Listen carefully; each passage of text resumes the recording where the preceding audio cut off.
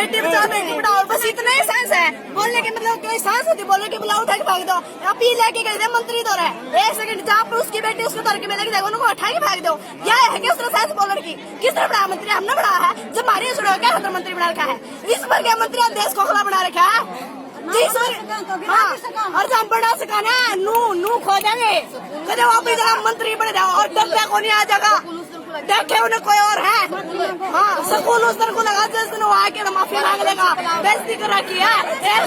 पाँच राजनीति याद आगी उड़ा तो बोले बुलाने तक जाओ, पाँच राजनीति याद आगी बुलाने पिपड़ा भाजो बोला 5 आदमी 5 बार क्या बात है, पाँच ने वोट दी के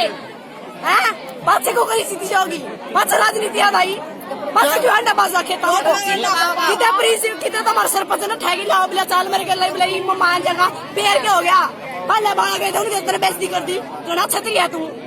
आजा तो आकर गांव में जबरन दिया ना, गांव भी कुछ नहीं